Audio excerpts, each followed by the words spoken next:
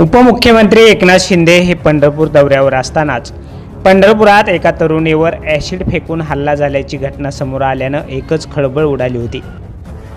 परंतु पोलिसांनी या प्रकरणाचा अखेर छडा लावला असून या तरुणीवरच्या ॲसिड हल्ला प्रकरणाला आता वेगळं वळण लागले। चौकशीअंती तरुणीनं स्वतःच आपल्या अंगावर ॲसिड ओतून घेतला असल्याचा धक्कादायक खुलासा करून पोलिसांसमोर याची कबुली दिली। वैष्णवी भागवत असं तरुणीचं नाव असून तिच्यावर शहरातील एका खाजगी रुग्णालयामध्ये उपचार सुरू आहेत।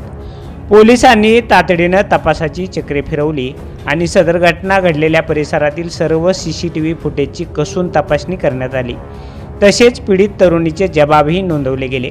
मात्र तिनं दिलेल्या जबाबामधील विसंगती आणि CCTVमध्ये संशयास्पद हालचाली न आढळल्याने पोलिसांना संशय आला। पोलिसांनी अधिक चौकशी केली असताना अखेर या मुलीनं स्वतःच हा बनाव रचल्याची कबुली दिली।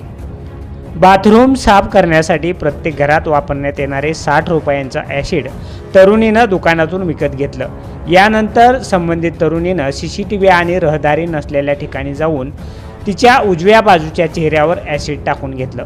या प्रकरणी पंढरपूरचे सहाय्यक पोलीस अधीक्षक प्रशांत दगडे यांनी सांगितलं की तरुणीने स्वतःवरच ॲसिड ओतून घेतल्याची कबुली तिच्या आईसमोर दिली। त्यामुळं आता तरुणीनं ज्या दुकानातून ॲसिड खरेदी केलं त्या दुकानाची तपासणी आम्ही करणार आहोत।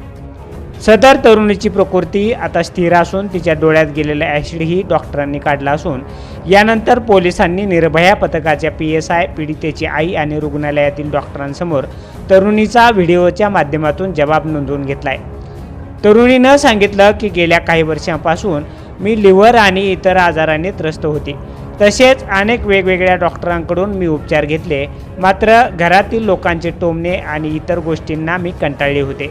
त्यामुळं हे पाऊल उचललं असून सदर तरुणीच्या आईनं देखील यावर सहमती दर्शवली असल्याचं समजतंय।